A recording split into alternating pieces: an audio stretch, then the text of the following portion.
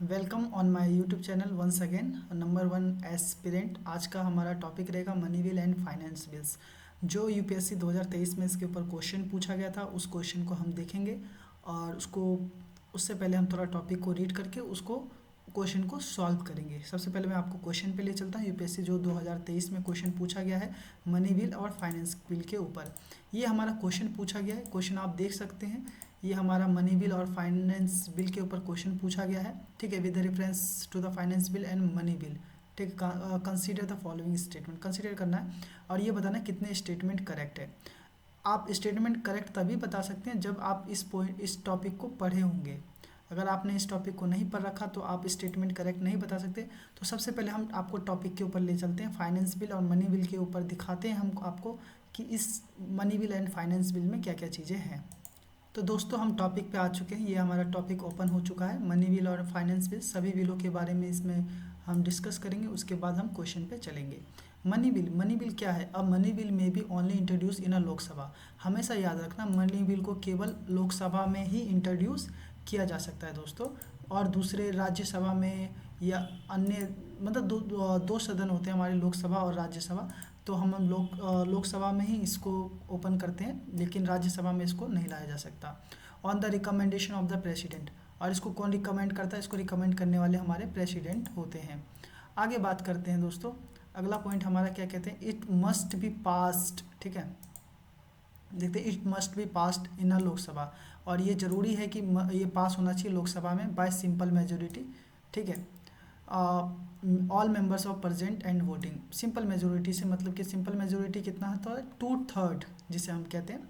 Following this it may be send to the Rajya Sabha, और ये इसके बाद ये राज्यसभा में भेजा जा सकता है। ठीक है, फॉर इट्स रिकमेंडेशन, और ओनली जब रिकमेंड किया जाए तभी।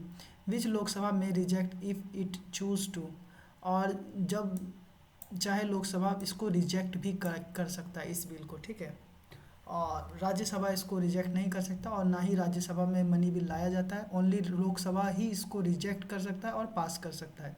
आगे बात करते हैं, if such recommendation are not given with in 14 days. अगर रिकमेंडेशन 14 डे के अंदर नहीं दिया गया तो it deem to be passed by parliament. अगर राज्यसभा ने इस पर कोई भी अपनी असहमति नहीं दिखाया कि अगर देखो, सबसे पहले दोस्तों ये बिल लोकसभा में लाया जाता है, लोकसभा में पास होने के बाद ये राज्यसभा में भेज दिया जाता है। राज्यसभा में जब भेजा जाता है और राज्यसभा में जब इसके ऊपर कोई भी आलोचना नहीं होती, कोई भी टिप्पणी नहीं होती, कोई भी इस पर सवाल नहीं उठता, तो 14 डेज़ के अंदर इसको पास कर दिया जाता है। यही मनी बिल है। आगे बात करते हैं फाइनेंस बिल। फाइनेंस बिल में क्या होता है? अ फाइनेंस बिल में only be introduce in a Lok Sabha. देखो, में यहाँ पे वर्ड का यूज किया गया, only introduce in a Lok Sabha on the recommendation of the president. किसके रिकमेंडेशन पे आता है? प्रेसिडेंट के रिकमेंडेशन पे फाइनेंस बिल लोकसभा में पेश होता है। The bill must be passed by both houses, और ये ऐसा बिल है, फाइनेंस बिल जो होता है दोनों हाउस में पास होना चाहिए। ठीक है, लोकसभा में भी राज्यसभा में। After the president has recommend that it be taken up consideration in each house. ठीक है, अगर आफ्टर जब प्रेसिडेंट इसको रिकमेंड करेगा, देखो दोनों हाउस में पास होने के बाद ये प्रेसिडेंट के पास जाता है ये बिल, फाइनेंस बिल। अगर प्रेसिडेंट इसको रिकमेंड करता है कंसिडरेशन के लिए तो ये दोनों हाउस में दोबारा वापस चला जाता है कंसिडरेशन के लिए। आगे बात करते हैं ऑर्डिनरी बिल। जो ऑर्डिनरी बिल होता है उसके ऊपर डिस्कस करेंगे। An ordinary bill may not be introduce in either house of parliament.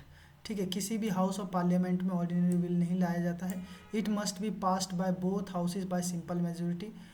मतलब किसी भी हाउस के लिए ज़रूरी नहीं है कि ये हाउस इसको पास करे या ये हाउस, किसी भी हाउस में इसको पास कराया जा सकता है बाय सिंपल मेजोरिटी। ठीक है, इस पे कोई ज़्यादा सवाल उवाल नहीं उठाता। जैसे कि ऑर्डिनरी बिल में जैसे कि पहले आया था 21 ईयर हमारा वोटिंग राइट्स था, बाद में 18 ईयर्स कर दिया गया। तो ये किसी भी हाउस में पास किया जा सकता है। इससे ना तो लोकसभा वाले को लोकसभा में जो पार्टी है उसको भी दिक्कत नहीं होगी, राज्यसभा में जो बैठे हैं उनको भी दिक्कत नहीं होती, ना तो राज्य को ना तो लोकसभा को। ऐसे कई सारे केसेस हैं जिसमें किसी को कोई दिक्कत नहीं होती, जैसे वोटिंग के लिए बनाया गया था। तो ऐसे बिल जो ऑर्डिनरी बिल होते हैं वो कहीं पे भी कैसे भी सिंपल मेजोरिटी से पास कर दिए जाते हैं। आगे बात करते हैं money bill different from financial bill. Money bill और फाइनेंशियल बिल में क्या थोड़ा सा डिफरेंस है उसके ऊपर हम दोस्तों डिस्कस करेंगे।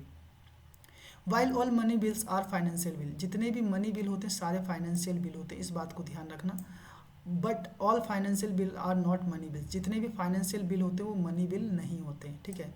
मनी बिल फाइनेंशियल बिल हो सकते हैं लेकिन फाइनेंशियल बिल मनी बिल नहीं हो सकते। For example the finance bill which only contain provisions related to a tax proposal would be a money bill, ठीक है। इसमें फाइनेंशियल बिल जो कि टैक्स प्रपोजल के लिए आया वो मनी बिल हो सकता है। However bill that contains some provision related to taxation और expenditure but also cover other matters would be considered as financial bill, लेकिन जो और भी अदर मैटर को कंसिडर करते हैं वो फाइनेंशियल बिल में आते हैं। आगे बात करते हैं द कंपनसेंट्री अफॉर्टेशंस फंड बिल 2015, जो ये 2015 में ये जो बिल आया था कंपनसेंट्री वाला, which establishes fund under the public account of India and state was introduce as a financial bill. जो कंपनसेटरी बिल आया था 2015 में, इसको इंट्रोड्यूस फाइनेंशियल बिल के तौर पे किया गया। Secondly as highlighted above the procedure of the passage of the two bills various in a significantly, मतलब दोनों का प्रोसेस वेरियस अलग अलग है। आगे बात करते हैं the Rajya Sabha has no power to reject amend money bill, और ये बहुत ही इम्पोर्टेंट बहुत ही प्यारा पॉइंट है, इसमें ये बहुत बार क्वेश्चन यूपीएससी में रिपीट हुआ है इसके बाद, तो इस पॉइंट को आप हमेशा याद रखना दोस्तों। मैंने इसमें देखो जितने भी इम्पोर्टेंट पॉइंट है वो डार्क हाईलाइट किए जा चुके हैं, ठीक है। राज्यसभा में कोई भी मनी बिल को रिजेक्ट नहीं किया जा सकता, आप रिजेक्ट कर ही नहीं सकते मनी बिल को। अगर जब लोकसभा जो मनी बिल पास करके राज्यसभा में भेजती है वो उसको राज्यसभा कभी रिजेक्ट नहीं कर सकता। हाँ, रिकन्सिडरेशन के लिए भेज सकता है, लेकिन 14 डेज़ के बाद दोबारा अगर लोकसभा ने भेज दिया उसे पास ही माना जाएगा, उस पर राज्यसभा कुछ नहीं कर सकता। However a financial bill must be passed by both houses of parliament, लेकिन जो फाइनेंशियल बिल होता है उसको दोनों हाउस में पास होना ज़रूरी है। अगर राज्यसभा ने मना कर दिया तो वो पास नहीं होगा, अगर लोकसभा ने मना कर दिया तो वो भी फिर भी पास नहीं होगा वो बिल। आगे बात करते हैं द स्पीकर सेटिस्फाई, एक स्पीकर जो होता है, जो आपने देखा होगा जब सदन की मीटिंग चलती है जो उसमें बताता है, वक्ता होता है, उसको स्पीकर कहा जाता है। तो वही बताता है, वही डिसाइड करता है ये बिल मनी बिल है या फाइनेंशियल बिल है। आगे बात करते हैं also the constitution state that parliamentary proceedings as well as the officers responsible for the conduct of businesses, ठीक है। कॉन्स्टिट्यूशन में कहता है कि पार्लियामेंट के जितने भी प्रोसीडिंग्स है इसके लिए कौन रिस्पॉन्सिबल, ऑफिसर रिस्पॉन्सिबल्स होते हैं, जो वहाँ के ऑफिसर्स होते हैं वो रिस्पॉन्सिबल होते हैं। सच ऑफिसर किन्हें कहा जाता है, ये ऑफिसर बहुत सारे होते हैं, जैसे कि सिंपली आप ले सकते हैं स्पीकर होते हैं, आपने कैग का नाम सुना होगा, कंट्रोलर ऑडिटर जनरल, ठीक है। ये भी आते हैं ऑफिसर में, बहुत सारे ऑफिसर होते हैं। May not be question by any court, और इनको कोई भी कोर्ट के द्वारा क्वेश्चन नहीं किया जा सकता है, ठीक है। आगे सिंपली हम समझते हैं, डिफरेंस तो हमें पता चल गया। थोड़ा ये लास्ट वाले पॉइंट थोड़े लेंदी थे, लेकिन ये वाला इंपॉर्टेंट पॉइंट है, मैं आपको हाईलाइट कर चुका हूँ। The Rajya Sabha has no power to reject and amend a money bill. आगे बात करते हैं दोस्तों, अगला पॉइंट है as per article 108 of constitution, article 108 की बात कर रहे हैं, इसमें जॉइंट सीटिंग के बारे में बताया गया है, ठीक है।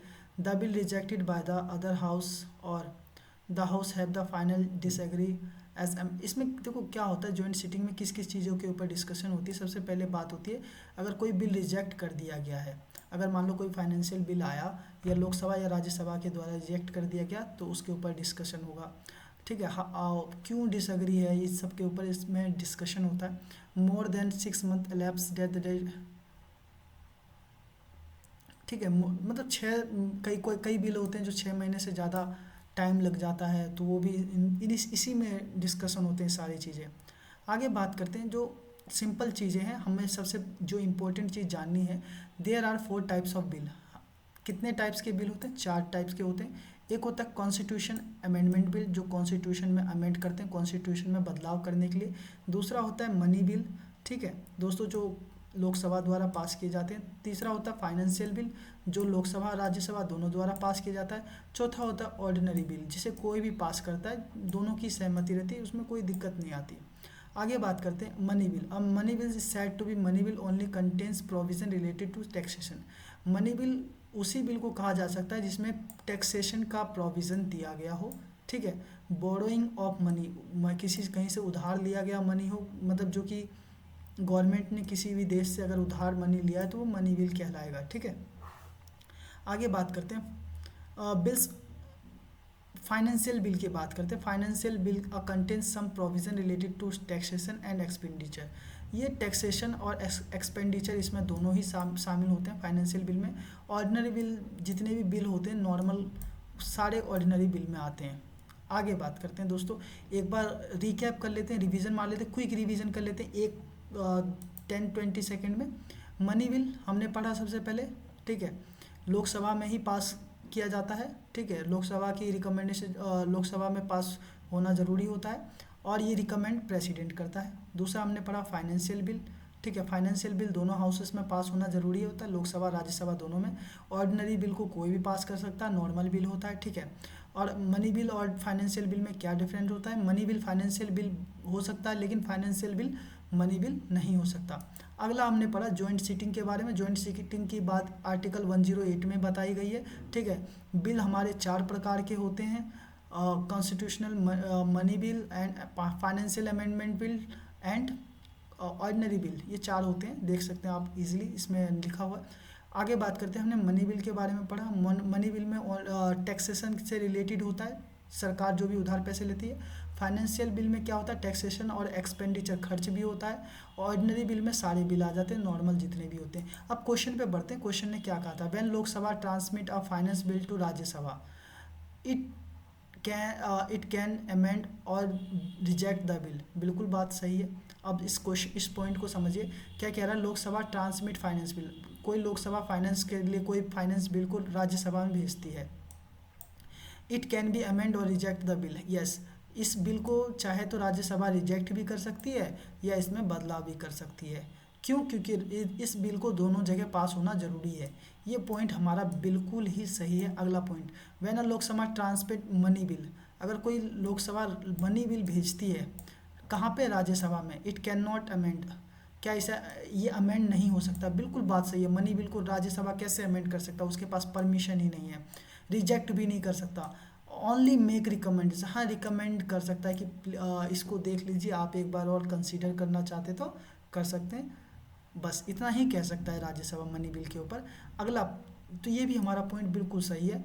In the case of disagreement between Lok Sabha and the Rajya Sabha, जब दोनों ही किसी बिल पे डिसएग्री हो जाते हैं, लोकसभा और Rajya Sabha, there is no joint sitting for money bill. हाँ बिल्कुल बात सही है। मनी बिल के लिए कोई जॉइंट सिटिंग की ज़रूरत कैसे पड़ेगी? क्योंकि इसमें तो लोकसभा की परमिशन की ज़रूरत है, राज्यसभा का इसमें तो कुछ हाथ ही नहीं होता, राज्यसभा को कुछ करना ही नहीं होता। अगर वो ना भी कहेगा तो भी बिल पास हो जाएगा, तो इसमें जॉइंट सिटिंग की ज़रूरत नहीं होती। But a joint sitting becomes necessary for finance bill. Finance bill में जॉइंट सिटिंग की ज़रूरत पड़ जाती है दोस्तों। क्यों पड़ जाती है? क्योंकि दोनों जगह इस बिल को पास होना ज़रूरी है। तो ये ऑप्शन भी हमारा तीसरा बिल्कुल ही सही है, बिल्कुल तीनों ऑप्शन सही है, तो इसका आंसर हो जाएगा ऑल 3। आई होप दोस्तों आपको ये बिल के बारे में थोड़ा सा समझ में आया होगा। इस वीडियो को 2-3 बार देखें, क्योंकि money bill and finance bill में बहुत सारी दिक्कतें आती हैं, बच्चे भूल जाते हैं, क्योंकि ये थोड़ा लेंदी टॉपिक है। मैं भी थोड़ा स्पीड में थोड़ा पढ़ा रहा हूँ, तो हो सकता है कि आपको एक बार में थोड़ा अच्छे से नहीं क्लियर हुआ हो, लेकिन आई होप आप अगर 2 या 3 बार देखते हैं तो आपको लाइफ में कभी भी फाइनेंस बिल और मनी बिल में कोई भी दिक्कत नहीं आएगी। थैंक यू दोस्तों for watching my video. Please like share and subscribe करें, और अपने दोस्त अगर कोई रिकमेंड करना चाहते हैं, कोई चीज़ सुधार करवाना चाहते हैं मेरे से इस वीडियो में या किसी और वीडियो में, या फिर किसी और चीज़ के ऊपर अगर आप वीडियो चाहते हैं, तो आप नीचे कमेंट बॉक्स में डाल सकते हैं।